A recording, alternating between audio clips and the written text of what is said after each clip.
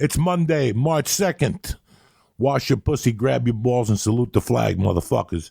The Church of What's Happening Now is brought to you by Manscaped. I know the winter blues has got some of you down, but you don't leave the house.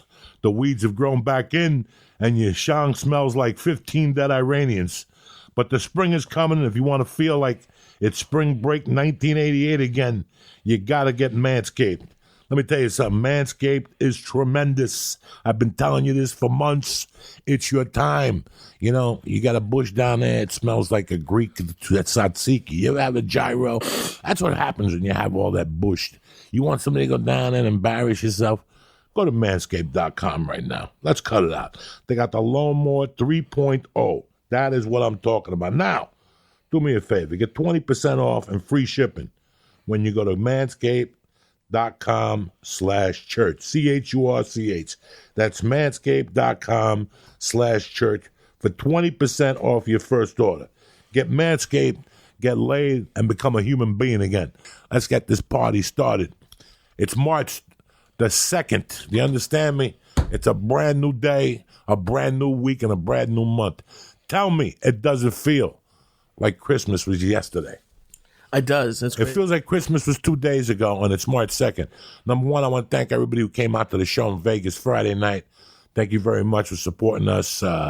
Dean Del Rey and Freddie Correa were great. Freddie Correa didn't disappoint in Dean Del Rey, and it's weird how Freddie, you know, you do. I had a weird. I just turned 57, guys. So for a week, I was walking on clouds. You know, I think you could have felt it if you watched the podcast. Maybe you couldn't. For a week, I was walking on clouds, not because I was happy I was turning 57, but because I couldn't believe I made it to 57.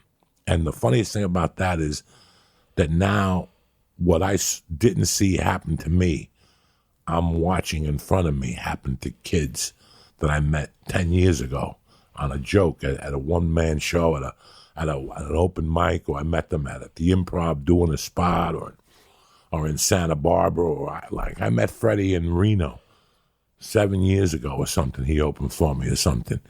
And then we talked a little bit, and he wanted to further his career, and he moved to Vegas, and he chases it. He's got a house and a wife and a day job. He started his day job? Oh, yeah. You know, I mean, this guy chases it. So when you watch people grow, it's and you're growing at the same time, it's kind of weird. It kind of, you're like, man, I'm getting old. Me and Freddie worked 7 years ago, 6 years ago in Reno, 5 years, whatever the hell it was. It's so weird how for a week I was, listen, birthdays, I don't care about birthdays. I stopped caring about birthdays when I was 13, all right? It was just, it's the truth. I could care less. People having birthday parties and, you know, let's meet me at a restaurant at 7:30. You know, are you crazy? It's Wednesday. I ain't got time to meet you at 7:30 because you're turning 50. I'm not one of those people. I could care less. But it was just weird that for some reason I never thought I'd make it past 50. And now I'm 57 years old. And you know, I haven't had like a what do you call that? When men at 50 have midlife crisis? A midlife crisis. The only midlife crisis I've had is watching you people with your expressions on your faces when I'm up on stage. You know, last night I had a spot at the store. Saturday night I had to follow Benji Ruffalo, whatever his name is, who I think is hilarious. And you know, I don't think they were prepared for me. It was so weird how they were not prepared for me. I was in a weird spot in the lineup. Adam put me up at 8:45, which is like, you know, it was just too early for me. Like 8:40, you know, like Dracula don't come out till midnight. Like I'm safe after 9:45 at the store. 8:45, they're still a little ripe for me.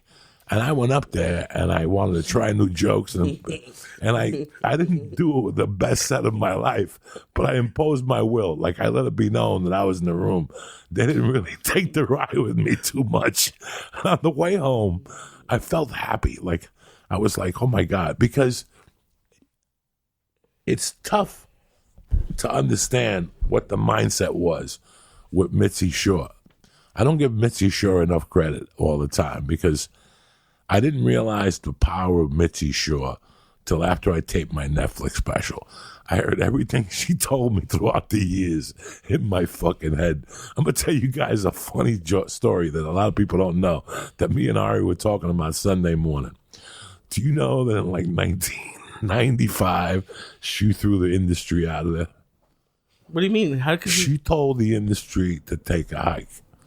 So like any agents? So do you understand, like people at home that don't understand, think about if you have people who control you at work. You know how like you have bosses if you work in a cubicle or you're a plumber or whatever the hell you are. You have a boss, and then he has bosses, right?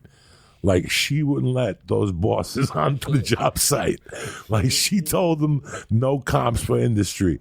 If you want to get in here, you pay like everybody else. So it shunned the industry away from the store. So for years, if you told an agent or a manager, I'm doing a showcase, come see me, and they go to the store, they go, nah, we're not going down there. And they'd make up an excuse that they have dinner at the Improv, do it at the Improv, call them when it's at the Improv.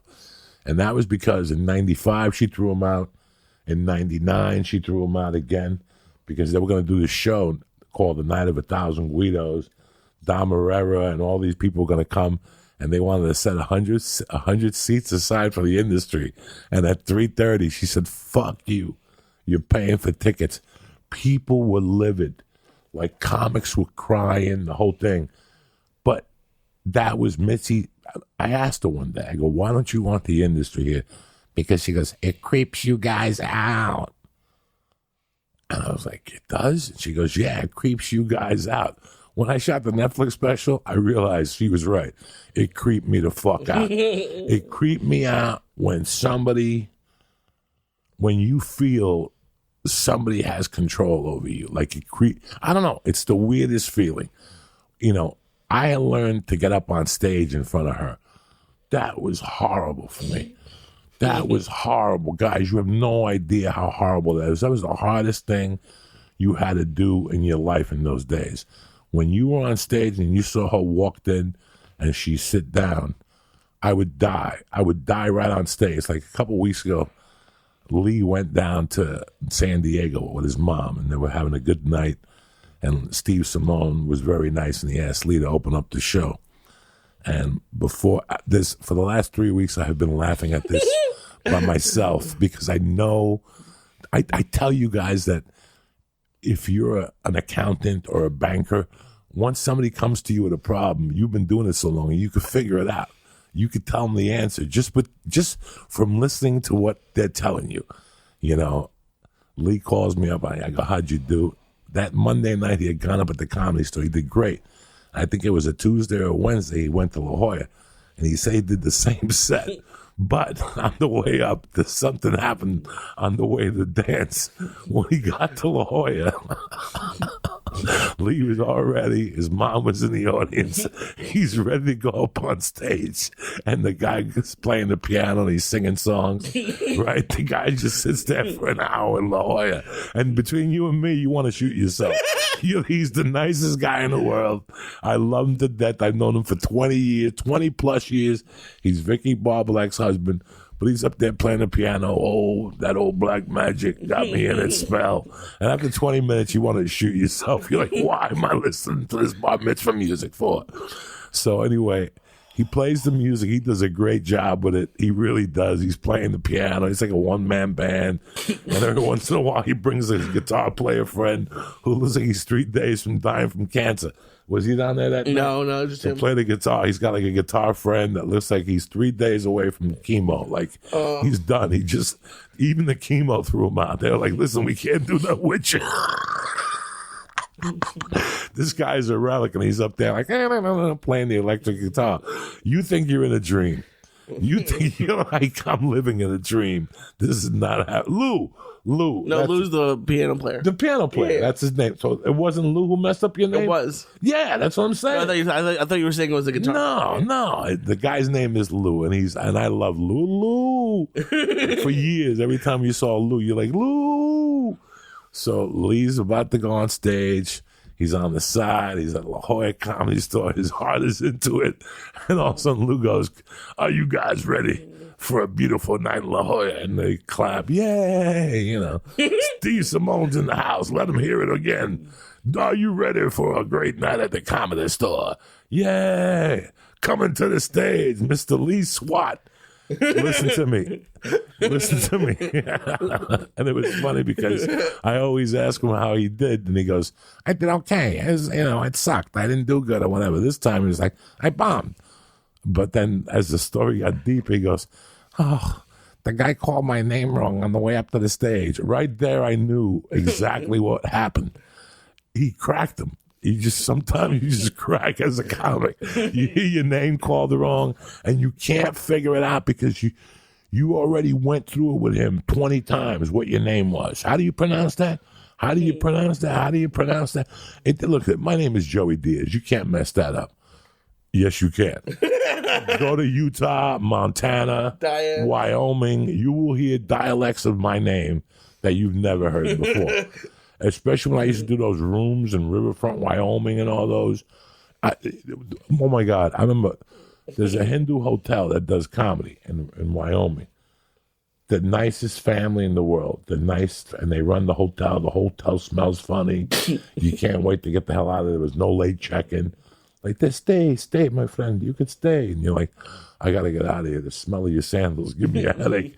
The whole hotel got the coronavirus because of the smell of the sandals. I didn't even know what hummus smelled like. I don't think there was hummus then. They were nice people. And I still remember going up there, and the guy brought me, like, Diaz.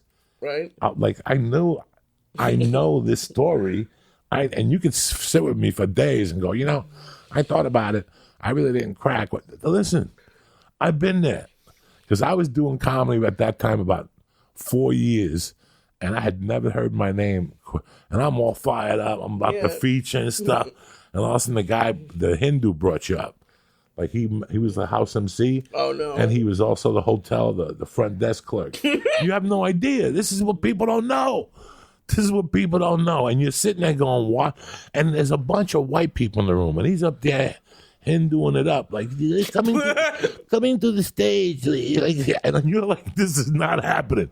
This cannot be happening in my life. Why did I get into comedy? And all of a sudden the guy just hacked up my name. Like, this man, his name is Joey disease or something. And as soon as I heard disease, it's like disease. I went up there and just died a slow death. I remember I ran upstairs and packed my bags and I ran the hell out of that hotel. I didn't even spend the night. Oh no! I drove. Like I couldn't get over the bombing, and I couldn't get over the smell, and him calling me disease. Where did he get disease? The diseases. So people have no idea how fear. Like, you have to be so cool to cover up your fear. Like, I'm scared I was scared in Vegas to the point where I was having heart palpitations in my room at 7:00. Really? I swear to God. Friday night in Vegas, guys, I was having the heart palpitations. But you know what that means? That means I care. That's all that means, that I really care, that I want to go up. I know it's Las Vegas. I know people bought plane tickets. I know people got rooms. I know people going to other shows. I'm one of the many things they're doing, and I don't want to let them down. I swear to you guys, Friday, I was a mess at 7:00 because the show started at 9. I couldn't wait to get that show started. My heart was pounding so much. I didn't eat dinner. I took blood pressure medication, and I doubled up on an aspirin. I'm like, I'm not going to make it tonight. Jesus. I was like, I'm not going to make it through tonight. This is too much. So I got up I went in the shower, and guess what I did? I walked around the hotel, but on the 28th, and then I walked the stairs to the 29th floor, and I walked downstairs to the 27th floor, and I just walked around. I didn't think about the set. And then I met security upstairs at 8:45. They're like, "Where are you coming from? You're not in your room?" I was like, "Oh, I was downstairs in the lobby." No, I wasn't. I was walking around the lobby scared because if I went down, I'd see people. Right. And they'd stop me. So you're just walking around like the hotel room area. Yeah. Like the room was like a fucking pizza. Like Harvey Weinstein would at Con. You know what I'm saying? Oh, my God. I'm walking through the hotel lobby. So I went from the 28th floor to the 27th floor to the 26th floor. And then I walked back up to the 28th floor.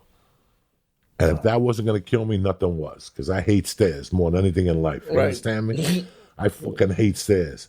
I didn't take the elevator up. I forced myself to walk up the stairs, and my anxiety went away. And then once I saw Dean and the club manager and security, then we had another long walk, and that helped ease my nerves a little more. It's amazing how fear plays into my world and how, you know, what you guys don't understand is for years, I try to teach my daughter has a problem around dogs. Guess who had the same problem? I did. And I try to tell her that people read fear. People really read fear. I learned how to not, I was always scared. Till this day, I'm scared. But when I used to walk around the Bronx, when I was a 5-year-old and a 6-year-old, I was petrified. Like, I was petrified I was going to get kidnapped. I was petrified of getting hit or somebody hit me with a car. Like, I was always scared of things that you shouldn't be thinking about. But the thing I was scared of the most was dogs. And I would react funny to dogs. So because of that fear to dogs, I always got bit. And I couldn't, and I started getting bit by dogs when I was around 4. Jesus. And it went till the age of 8. How many times did you get bit? I probably got bit, without exaggeration. I've tried to count it. I got bit on my face. I got bit in the leg once by a Doberman Pinscher. Jesus. I got bit in the leg again by a dog at Sacred Heart School for Boys. That's when I was really scared of dogs. He just came up to me. In those days, you know, and this is how fearful I was, a dog would see me from 30 feet, and he would feel my fear, and he would run up to me and bite me.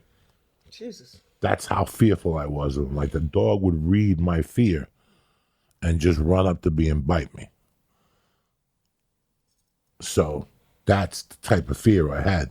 So somewhere along the line, at an early age, I had to learn how to control my fear from within, from inside. I had to, like, my heart would beat, and I would get crazy, and that dog would read my fear, and he'd come up to me. And in my business, I can't let the audience know I'm scared. You know, by the time I get there and I get involved and I smoke that joint in the green room and I talk to the club manager and then I listen to the guy in front of me doing comedy, then the fear levels down a little bit. Every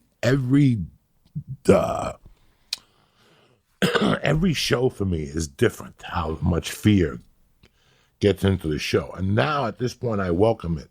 But Friday's fear was the worst I've had since the night that I had to follow Morgan Murphy at the store. And I told Paulie to go up in front of me, and he said, why? And I go, because I'm having an anxiety attack. And he just looked at me like I was having 3 heads. And it goes back to Mitzi Shore and everything we were talking about earlier. But just the fear I had to contain it at a young age. And I still have the same fear. Like, you know, then my mother died and all this stuff happened to me. But you don't think I had fear when I walked into that prison? You don't think I've always had fear, and I've always learned how to control it, but I've always learned how to flip it. Like, I've always learned how to flip it into self-confidence, even though I don't have any self-confidence. Somebody gave me shit like 3 weeks ago. They sent me like a Facebook thing, and they're like, why do you always post disgusting things in the morning, like sayings and stuff? And at first, I got a little offended. But then I took the time. I said, I don't have the time to explain to this guy why. But since he asked, I should tell him. When I wake up in the morning, when I open my eyes and I walk to take that first pee of the morning, I can't tell you. I wake up like I'm waking up in a world that, like the world got, like we got a bomb dropped on us the night before. And I didn't know. When I wake up in the morning, I wake up very scared. You know, I remember when I first went out into the real world, how scared I used to be.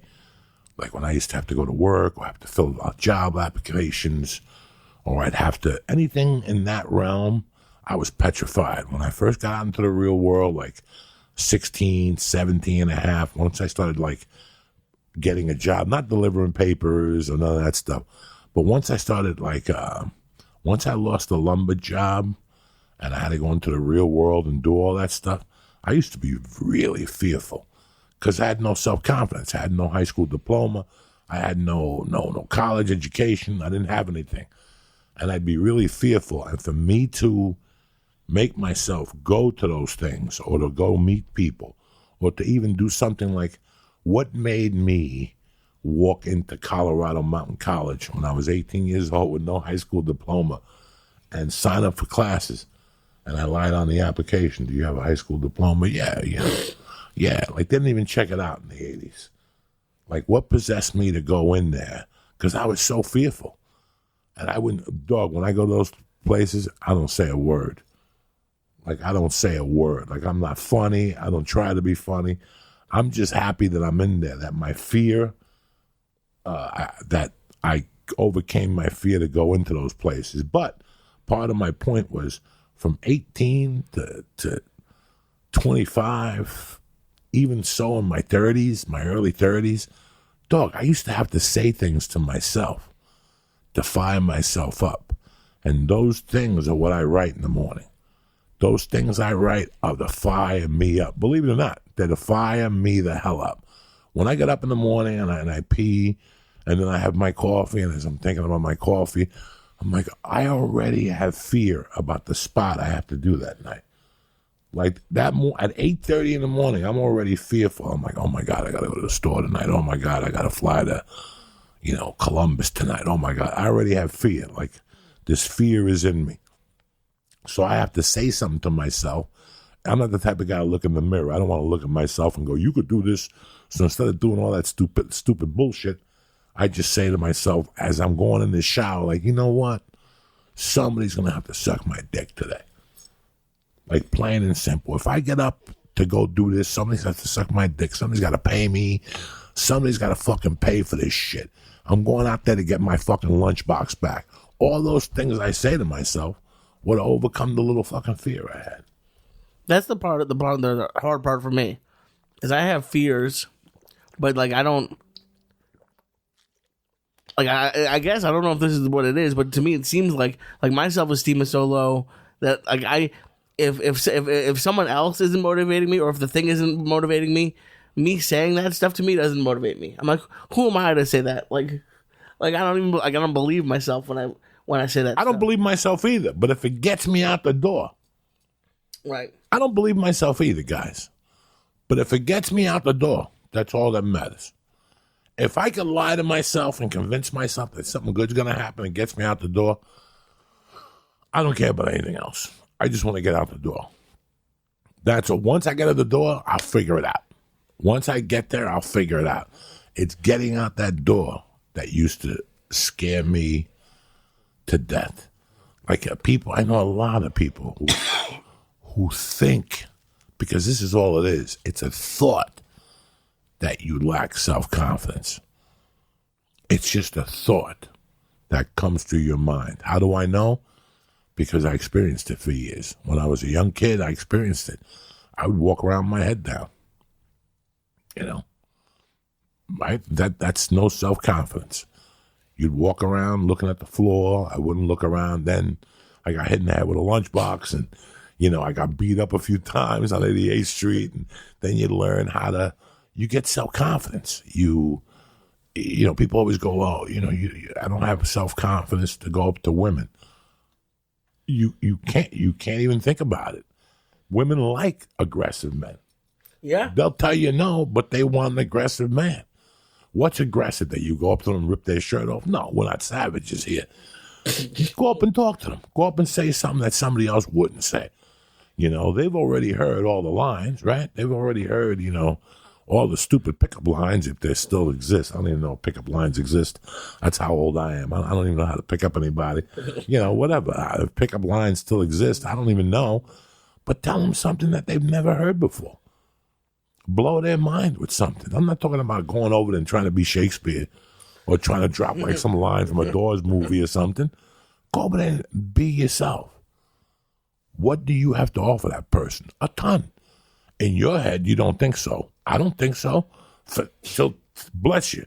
Till today, I still sit there and I'm like, why do people come to my shows? And it all goes back to getting locked up and, sleeping in a rocket ship. It goes all back to those feelings.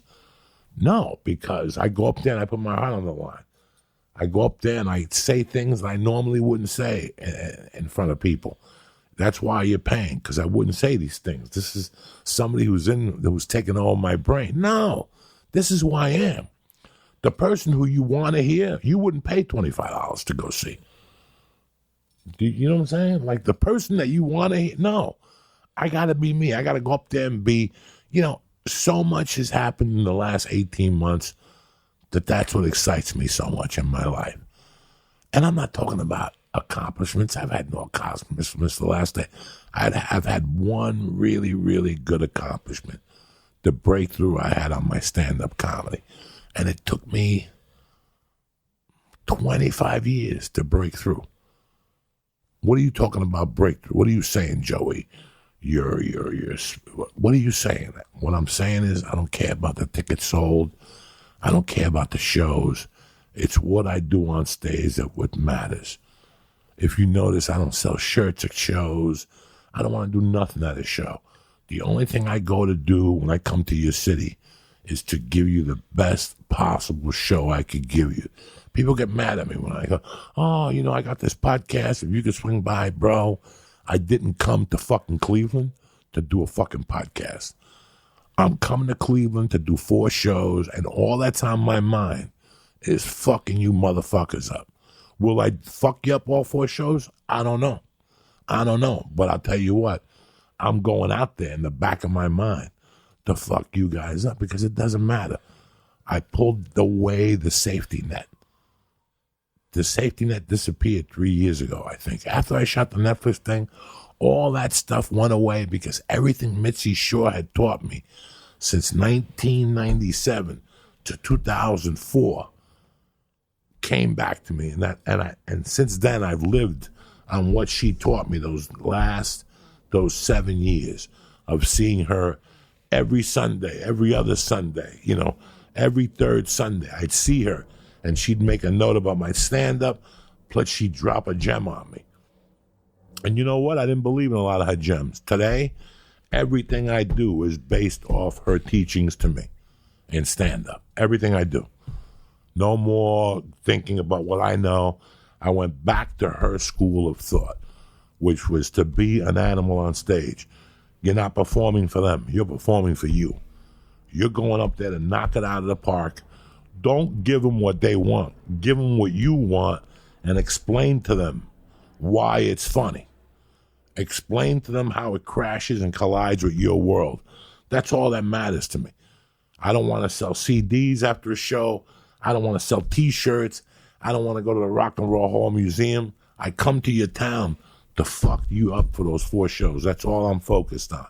In the daytime, I go to your, whatever, one of your restaurants, whatever you have to offer, that's something different. I try my hardest always to go to one of those places. But at the same time, my focus is on resting, so I am prepared to give you 100%. And that's how, I remember her telling me, what do you do on game shows? Oh, I go do this. And she's like, you relax when you do a show that night. I want you to collect your thoughts when it's a big show. But when you come here, you're coming here to work out. She goes, I want you to be off the cuff more when you come down here. Or say your jokes, but I want you to say them out of order. Force yourself to say them out of order. So you're always working them at a different level. Like sometimes your opener will be your closer. She always taught me that stuff. And I wouldn't have confidence in doing it, but I'd listen to her, I'd do it, and it would work. And I see myself now. I've been saying this for months on the podcast to Lee, to whatever, because I see it. I know what has to be done. Those little bar rooms that we hate as comics, all those little shit rooms that we hate as comics, they have to be done, and you'll feel them, not now, but you'll feel the difference in 20 years when you're at one of the 3 major clubs, when you're at the Comedy Cellar in New York, when you're on stage and you're controlling the audience like Moses made the Red Part Sea, you're not going to think about your house or your car or your family. When you're on stage, you're thinking about what gave you the ability to part that ocean like that, to make people laugh. You know, a couple of weeks ago, 2 or 3 months ago, you went into the show with Jesus Trejo, and you came back and you were very, very, very impressed. You were very impressed with what he had done. Yeah. And I said to you that it's a thing that goes off in your head. You know, my daughter, Mercy, goes to Bully Busters. She goes to, and I look at the kids in there. And every week I've been looking at these kids for the last 18 months. Every Monday and Wednesday and Friday, I'm there with my daughter. I'm there with her on Fridays. I'm not there if I'm out of town. But obviously, if she's got a class, I'm pretty much there watching her. And I don't, you know, I go there to watch her, not to be a fighter or whatever. I just go there to watch her, to support her. I'm not one of those parents that's going to drop your kid off and go run errands. I don't go there I don't get on the phone when I take her there. My attention is on her, and I look at the other kids and what they're doing. And it's so weird how I could tell the kids that have it, and even though they don't have it today, they got something. I could tell you that someday the switch is going to turn. There's a little boy in there with glasses. It's a cute little kid. For 11 months, that kid messed up. The coach would call him up and say, do this technique, and he would do it and mess it up. But I could tell on the walk back to his seat how sad he was that he got it wrong. I would watch this kid, and I see how sad it is, how sad it was that he got it wrong. And when the coach would call him again, he'd try it again, and this time it'd be 50% on and 50% off, and he wouldn't have it. But I could tell on the walk back to his chair whether he was happy or... And there's another little boy in the class, and the little boy would always beat him, and that would eat him alive. I would see it, that would eat him alive. And I remember one day touching his head, you know, because his mom is nice. His mom just had another baby. And I remember just touching his head and telling him, one day this is going to click, and you're going to become a savage. Well, guess what? It clicked. It took like 16 months for this kid for it to click. He is a savage now. He is a little boy. Now there's a new little boy in that class that's like 4. He just turned 4. He's the most beautiful little boy you've ever seen in your life. This little kid throws little weak punches and little faggy kicks. But I'm telling you right now, that kid's going to be a killer in 10 years. Why? Because he's going to put it together. You could always tell the people that are going to put it together. It's not going to happen for you overnight. And this happened. Listen, how do I know? Because I still remember starting comedy in 91. And in 96, seeing people, more comics would talk to me. And the word on the street was, and then it was Doug Stanhope who told me the story. I bumped into Doug Stanhope in 96 in Seattle, 97, one of those years. I think it was 90. It was New Year's 96, so it was the summer of 96. I bumped into Doug Stanhope, and he immediately remembered me, and he started talking to me. I had a brief encounter with Stanhope in 91 at the Broker. Listen to the years I'm telling you guys. It's 2020.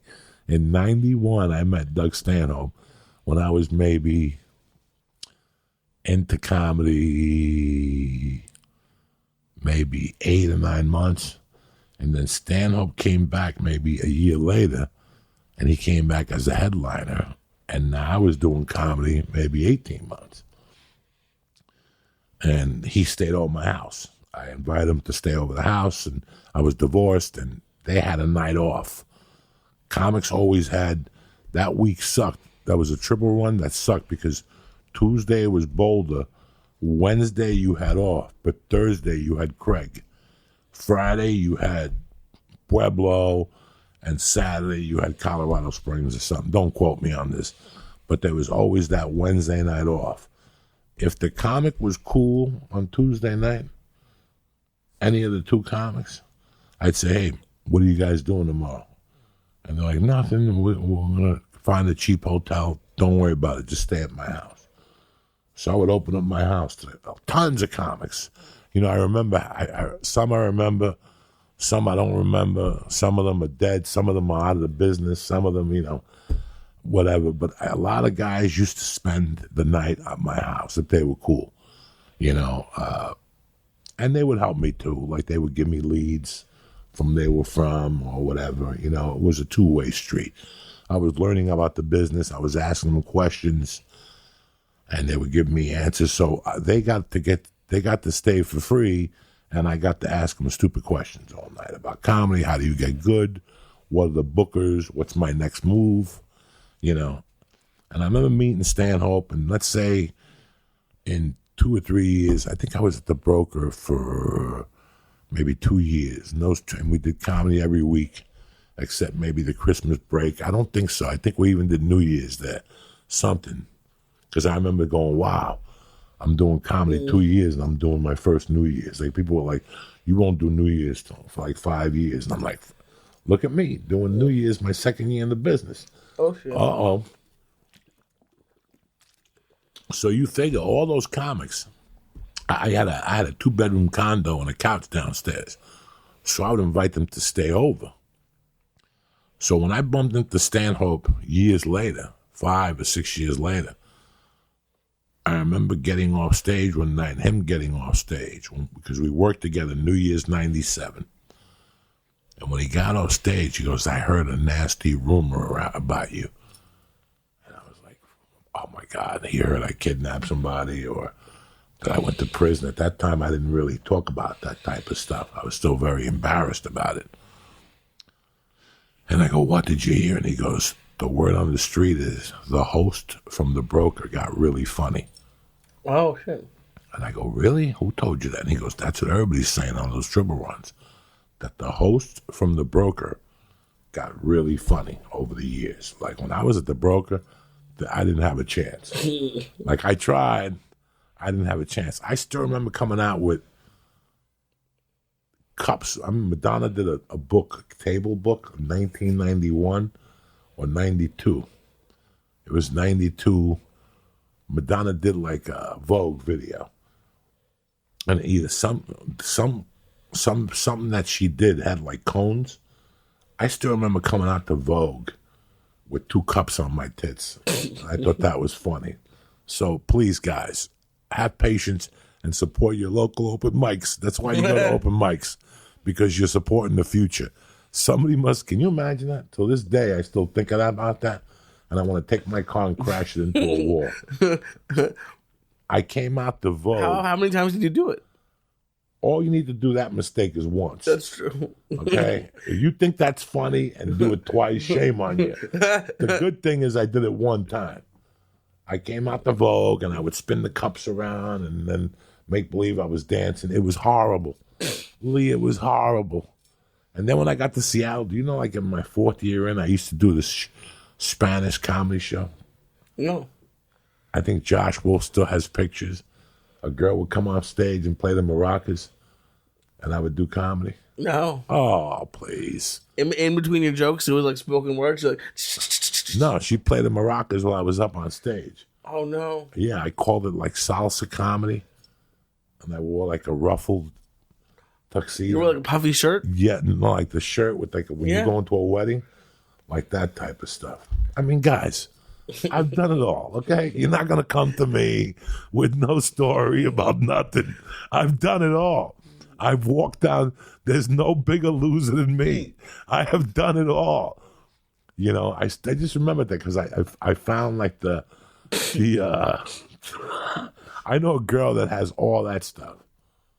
I know a girl that one day she's going to sell that stuff and make a ton of money. Oh. She's got all the pictures of that, my ex-girlfriend. Of you in the shirt and stuff? In the shirt of her on stage playing the maracas with a white dress on. I hope that if you went to those shows, you never told people about it. Or if you did see those shows in 96 and 95 in Seattle, you just stopped thinking about it. You just got it out of your mind. Because, dog, this is why I go to tell you. listen, we all have something we want to do, and there's a price to pay. And the price is to put in the work and make a ton of mistakes and get called a fool and somewhere or another breaking out. Just, I can go on here forever. But at least you try. I mean, in some way, that's a good thing, because at least you had the balls to try it, because all your goal was just to be funny. My goal was to just become a decent human being, man. My goal was, I had been such a stiff for so long.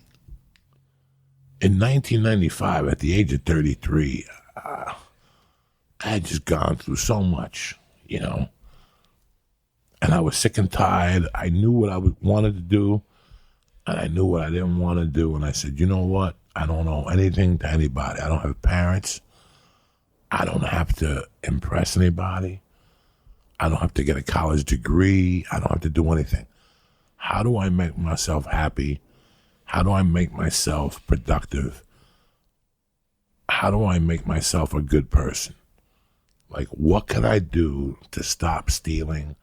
What can I do to stop this drug abuse? What can I do to stop the way for God's sake, I tried to rob somebody. And I had been doing it for years. What can I do to avoid all this? The only thing I could do and to dive myself into it without thinking twice about it was comedy. Guys, I hated working.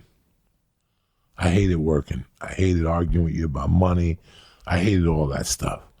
But when you're a laborer, you have no leg to stand on. When you don't know about something, you have no leg to stand on. And you have to pay your price before people pay you in society. And I got it. I just didn't want to do it. Like, I understood that, but that's fine. That doesn't work for me.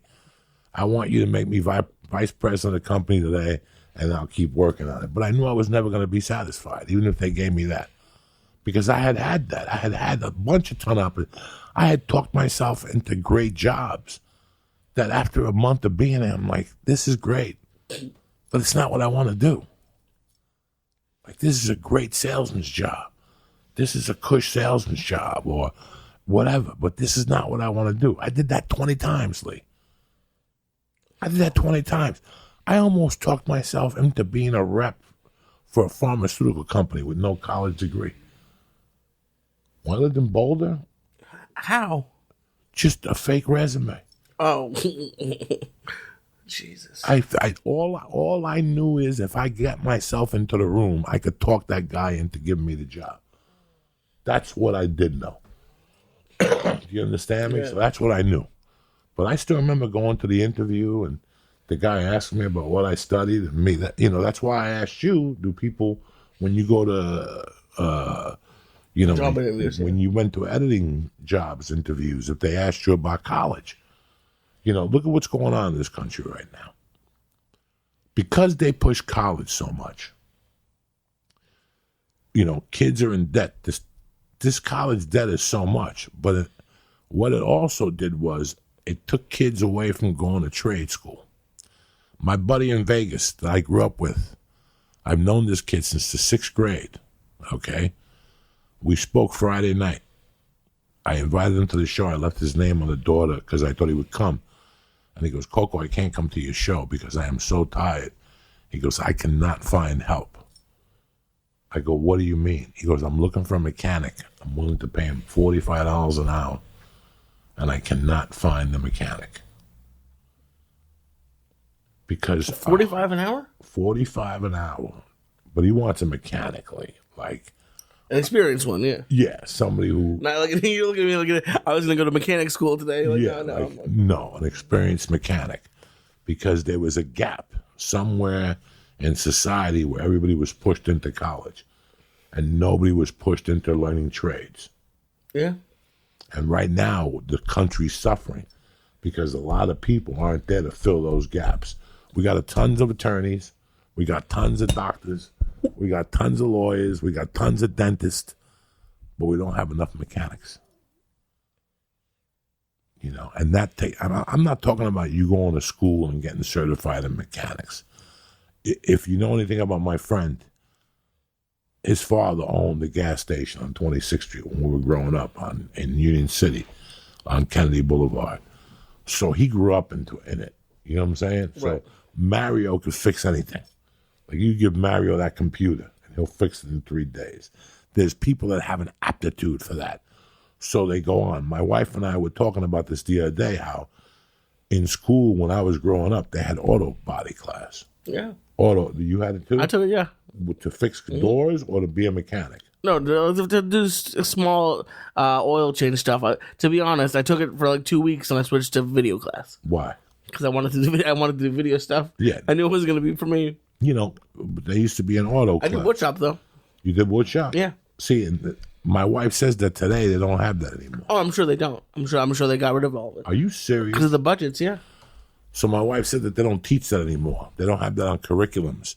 If anybody's seen that differently, please notify me on Twitter. Maybe I'm talking out of place, or maybe my wife doesn't know what she's talking about.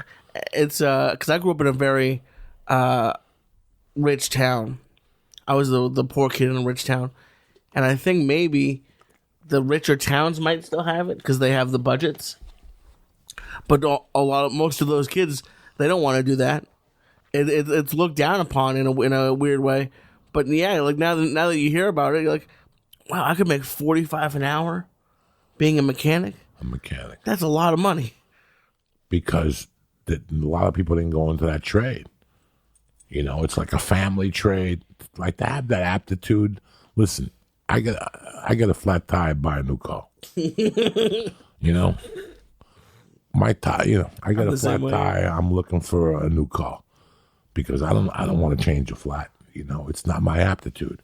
I have zero aptitude for screwdrivers. I could listen. If you put a gun to my head, I could cut stuff. I can measure stuff. I did it before for years. I know how to install stuff. You know, if you put a gun to my head. But is it really what I want to do for a living? No, I don't know.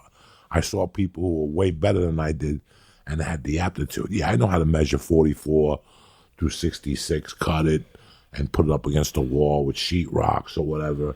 You know, over the years, roofing and doing all that. I know little things. I know a lot more than I let you on to, like about different things because I haven't been put in that position in years. When was the last time I had a roof or do construction or dig out? You know, it's not my world anymore. I'm a comic, so I didn't have the aptitude for it. It's not like we were talking about this the other night in Las Vegas. I had a car for a while. One of those cars that you're supposed to work on, like a hobby. Right. And I got rid of it. Like I sold, and people were like, you sold that car, you could have made so much money. And I just wanted it out of my life.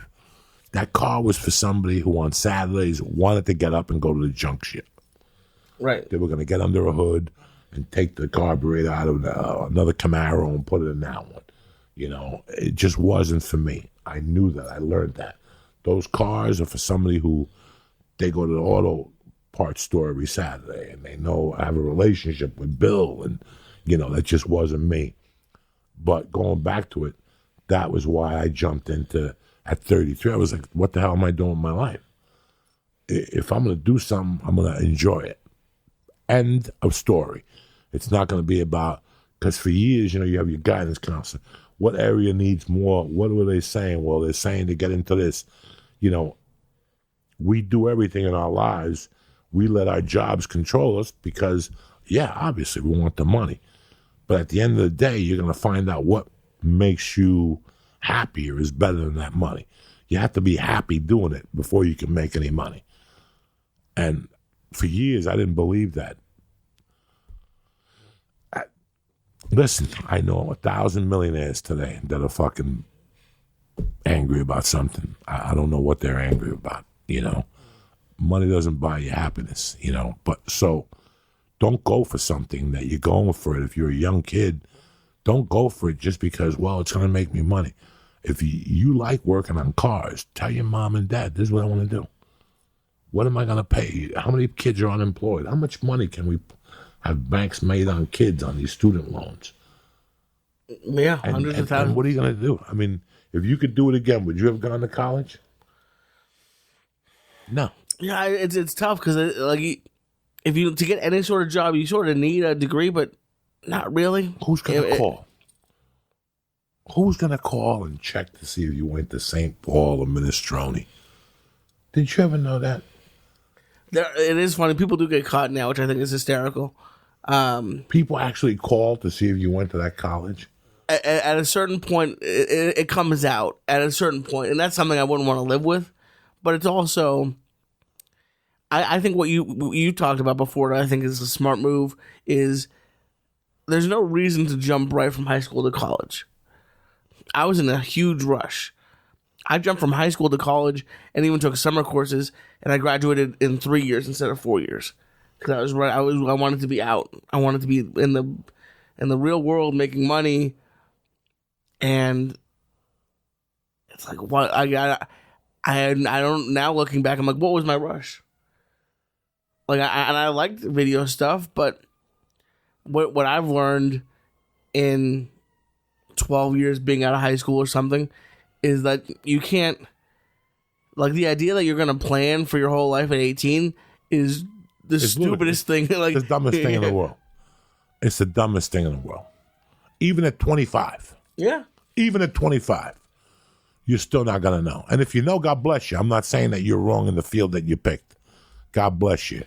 But how many people pick a field and now they're stuck in that field and they don't want to do it, but this is all they know?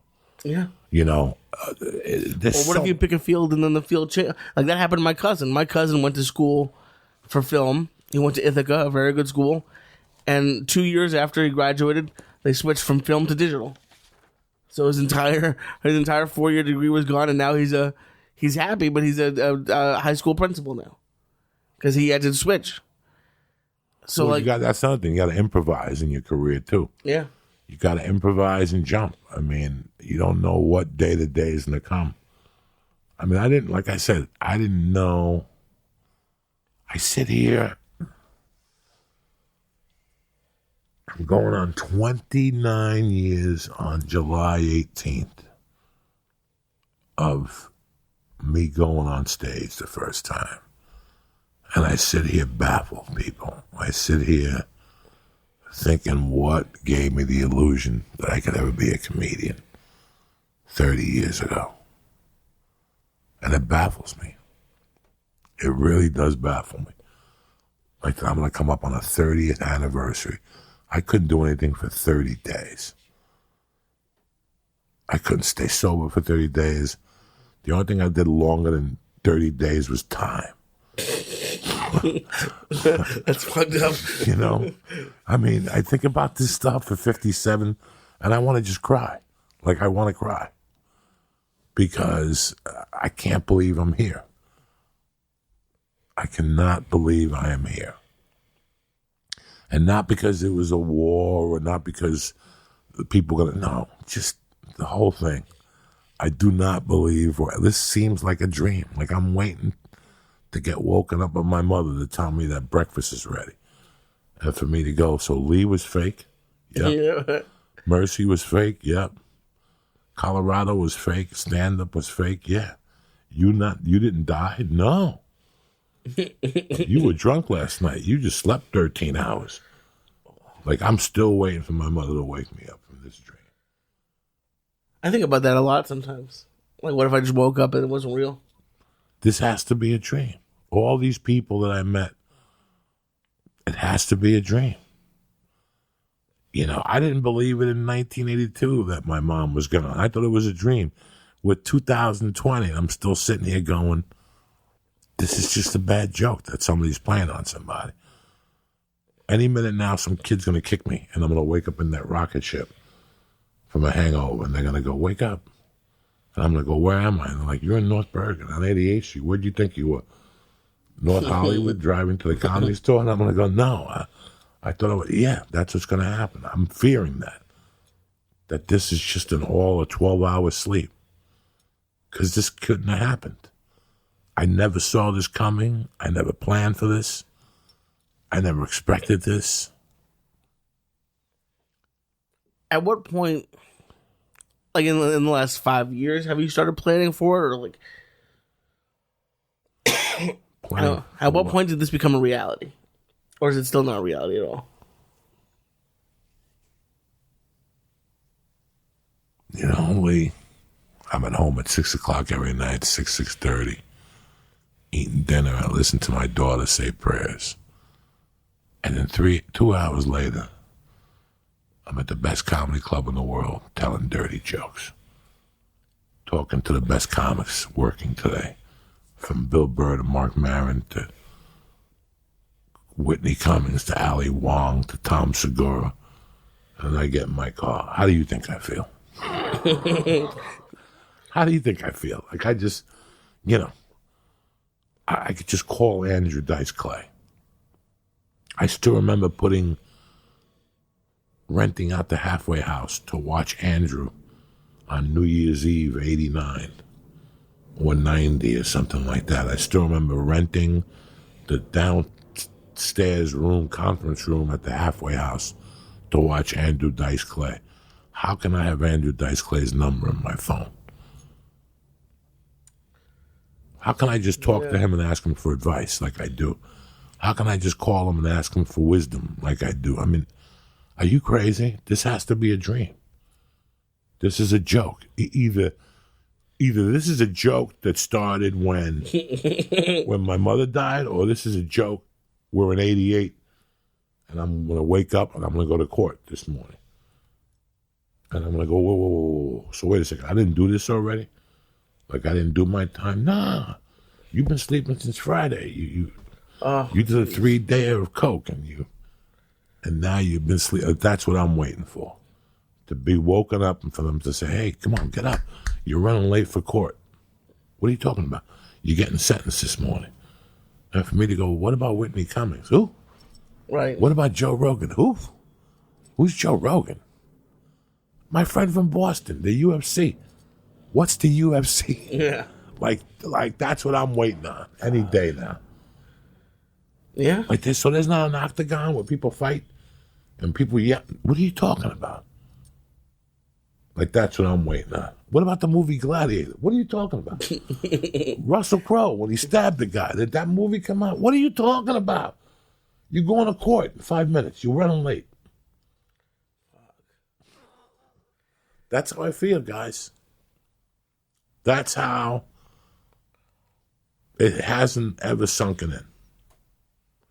I think life's just playing a joke on me, and I just went along that. Now at this point, I'm just going, okay, yeah. It's like that episode of the Twilight Zone when the guy robs the bank and he's about to jump over the fence and he gets shot. I haven't seen that. And he lands on the floor and he wakes up and Sebastian Cabot is dressed in white. He says, get up, come on, let's go, before the cops come. And he goes, who are you? And he goes, I'm your guardian angel, And okay. And he takes him back to this hotel, and he takes him to the penthouse, and he goes, you live here, And the guy's like, what are you talking about? I'm a criminal. And he goes, you live here. This is your house. And get ready. We're going to the ball tonight. And he goes to this ball, and there's all these hot women, and he's taking 3 of them home a night. And he's shooting dice, and he's winning at dice, and he comes home one night, and the guy is there, and he tells him, like, oh, my God, this place is great. I can't believe, heaven is so great. If I would have known this, I would have robbed that bank 20 years ago and got shot. This is tremendous. I'm having the best time of my life. And the guy goes, whoa. You're not in heaven. You're in hell. That's what I feel like. Like one of these days, some guy's going to appear. I was thinking about something that happened when I was a kid, about 2 months before my mom died. Santeria has like 3 different sectors of it. It has the saints. It has and it has this other sector that I grew up on called aperitismo. Aperitismo is it's when somebody a certain time of the month passes a spirit. I wasn't too much into that. That one was a tough one for me to... What do you mean passes the spirit? Like, the spirit of Pachuco comes into Lee on the 3rd Wednesday of every month. Okay. So me, your father, your brother, Steve Simone, Eric, a couple chicks, we come over here, and once a month you pass that spirit. We'll play some music for you. We'll put some stuff on. And all of a sudden, we'll beg to the God to bring the spirit to pass it through you. And that spirit passes through you and it speaks to you, to people. That was the craziest thing I ever saw in my life growing up. Fuck. All right, but there was one particular spirit, a lady that was a friend of my mom's that passed this spirit, like once every 2 months and stuff. And I remember her saying something to me once and talking to me, and me sitting there going, I can't believe these people believe this shit, you know.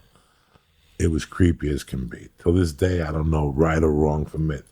It's something I don't like practicing. Once my mom died, I never went to another one of those espiritismo things ever again. It's like a seance for Spanish people. Okay. But instead of the Ouija board, it's like a person, like a spirit comes into me and I talk to people. And right before my mom died, a Cuban lady lived across the street from my mom. A big fat black Cuban lady. And I remember everybody called her gorda. That means fat in Spanish. And I remember on Sundays, my mom would be cooking and she'd be in the living room watching Yankee games.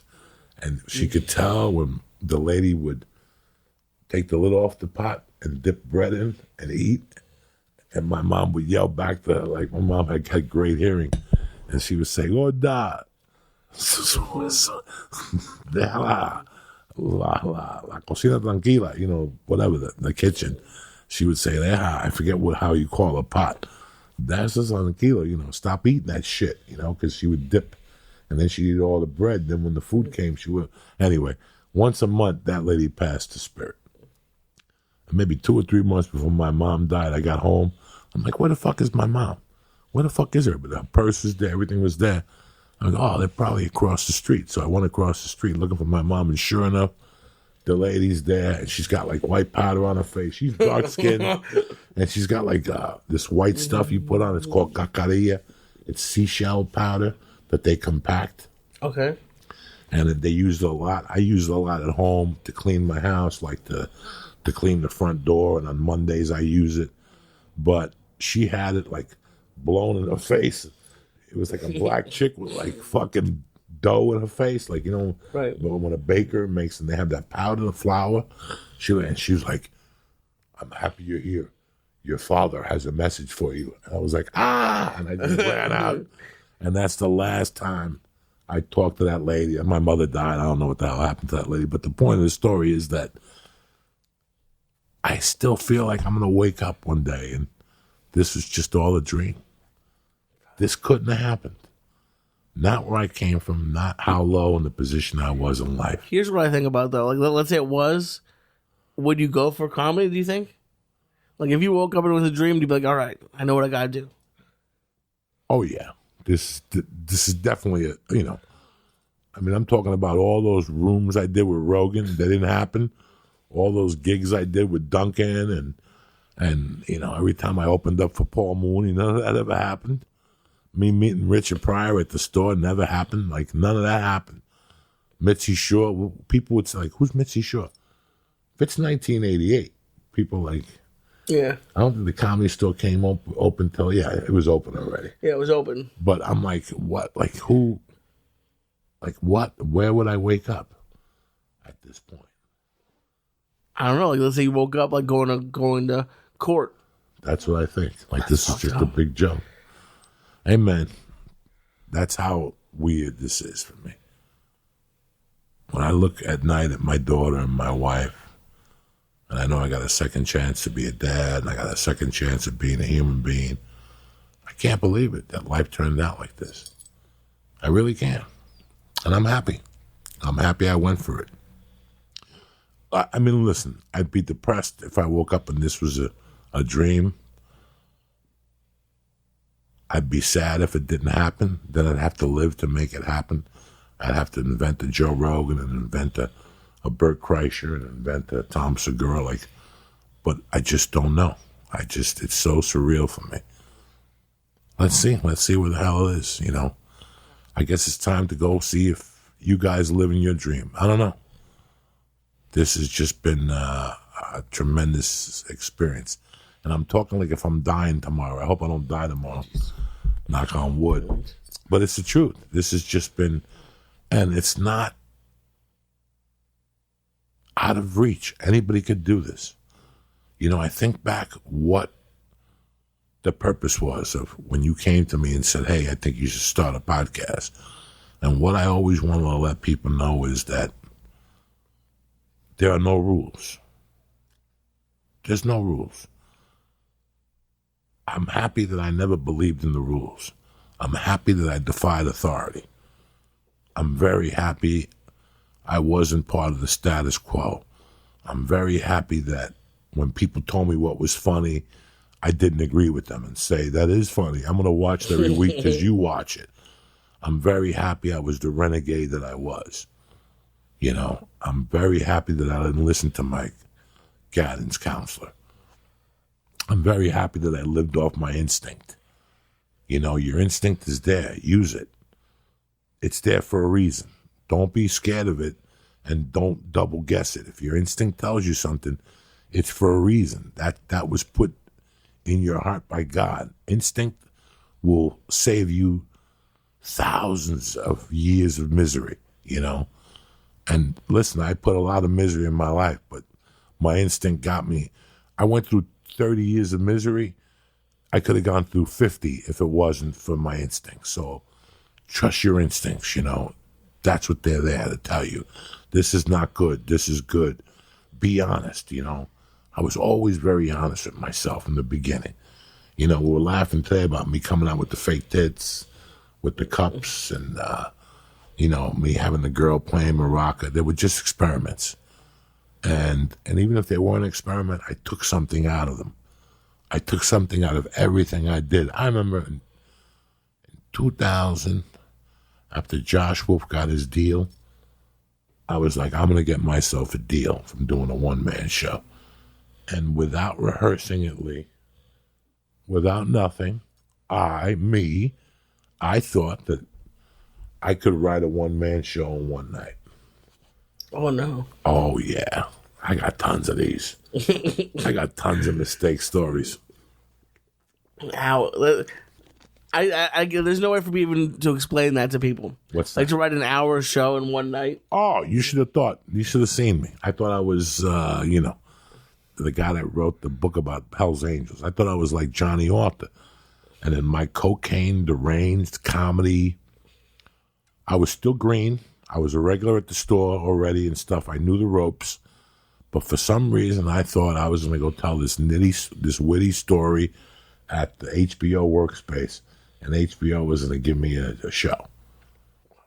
So what I did was I took but again, listen to the story before you call me a retard, because I'm calling myself a retard. But I took a sheet of paper and I wrote a storyline for The Sopranos. I wrote a storyline of who Big Pussy's brother is. Okay. I forget. If I look, I guarantee I still have it. It was a sheet of paper with a picture on me on the corner. And then the storyline of what was my name. I was like Charlie Bumpensaro. I had just come out of jail for 12 years. I was in a different crew. And now I come back and cause. It was like Jackie April's character in The Sopranos. Right. I just got out of jail and I'm going to cause traffic. So I got my manager to send it to The Sopranos to send them like flyers. Like I got an HBO workspace in New York. It was like in East Village or something like that. They had tapes. So what they did is HBO taped everything and then they sent it to HBO. In my fucking lottery ticket creepy mind, I figured once they see the tape, I'd get a call from HBO. So I scheduled this thing. I had just started dating Terry. This had to be either August or September of 2000. And I'll never forget, this is why her and I got married. It's because of this reason right there. We were dating a month. I was sleeping at Celine in a hostess house, God rest her soul. She's the one who Ralphie stayed with for 3 months before Ralphie moved to LA, and then Celine followed. In fact, I owe her son a call. I keep meaning to call them. And Celine had a house. Ricky Cruz from Miami lived there. Stacy Buccaludo lived there, another friend of ours that lives in Santa Barbara. And I would sleep whatever apartment was open. in those days in the building, Jody had an apartment, Gavin had an apartment, Ralphie had an apartment, and Celine had an apartment. So anybody and Gentry had an apartment. So anybody who was out of town, there was always somebody out of town. That's whose apartment I would sleep at. So if Ralphie was out of town, I'd stay at his bed for 5 days. If Celine was going to go on a work shoot, I'd go to stay on her couch for 3 days. If Gavin left the door open, I'd sleep on his couch for 1 day. You know, it was rotating. So on this particular night, I was staying on Celine's couch. Terry had come home because in those days, after the Comedy Store, there was still people up. Right. So in those days, after the Comedy Store at 2, we went out and we would still find Comedy Store people around. We went to Celine's house one night. We stayed there. My flight was like at 8:30 in the morning. So I figured, why go to bed? Right. So we went back over there. Some of us partied. Then everybody went to sleep, and me and Terry stayed alone. And we just slept on the couch for like 1 hour. When I got up, I remember that somebody was giving me a ride to the airport already. They were going to the airport or something. Right. But I remember Terry asking me, do you have money? And I basically, Lee, had like maybe $18 and like 2 joints and like 8 cigarettes. And I was going to New York, and I would get taken care of once I was in New York. I had friends that would give me money. But she asked me if I had money, and I was like, no. And she gave me whatever money she made that night waitressing. She gave me, plus she gave me her cigarettes. And she said she had change at the house and that she was going to go right to work anyways. And she was going to sleep all day. They called her when I got to New York. I never forgot that gesture that she did. She gave me every dollar she had. Every dollar. Like, she gave me the whole thing in her wallet. $66, $42, whatever the fuck it was. And she gave me the cigarettes. And because of that, it's the reason why we're married today. Wow. Because I never forgot that gesture. That gesture, you know, this is a town where you tell a girl that you're broke, they leave you. Yeah. You know, you tell a girl you're broke in this town, they leave you. She put her hand down. So 9 years later, I said to myself, how can I not marry this woman?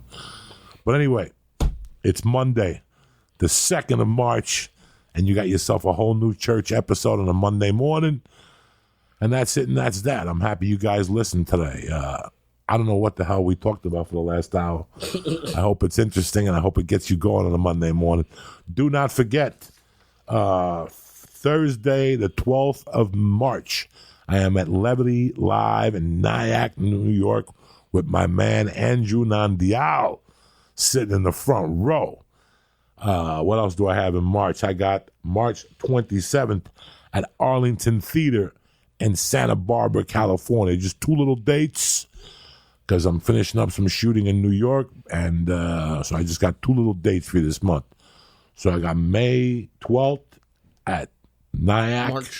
March 12th at Levity Live, and March 27th at the Arlington Theater in Santa Barbara, California. Before we go, I want to mention our sponsors. Number 1, Manscaped. Listen, spring is coming, and you want it to feel like it's spring break 1988. You got to get Manscaped. Why? Because the engineers at Manscaped have spent the last 18 months crafting the perfect ball head trimmer for you. You're like, Joey, what I got to trim my balls? Why? Because it looks like a bear and it smells. That's why. And they just released a new and improved Lawnmower 3.0. Smooth out that scrotum with the new ceramic blade and Manscaped's advanced skin-safe technology. Listen, for you momos in the back, this means it won't nick or snag your nutsack. No blood, no more anxiety, no nothing. You've seen the videos of me shaving. I just pull my little dipstick, you protect that stick of death, and you just shave around that, and then you pick up that stick of death and pick up your nutsack and shave under that. Voila. Right now, it looks like baby's little balls. It's that smooth, nice and smooth. The Lawnmower 3.0 has a lot of upgraded features, with making it the best razor system you've ever owned. It's got an LED light, so you can get into all those nooks and crannies, and if you want to shave at night in the dark, whatever turns you on. They also juiced up this baby with 7,000 RPM motor with the quiet stroke technology so no one can hear you buzz yourself. The battery now lasts up to 90 minutes, and the charging stand is powered by USB. This couldn't be an easier way to use. If you have the Manscaped 2.0 razor, it's easy. Now you can use the same replacement blade from the 3.0, and you can upgrade it yourself. So do me a favor.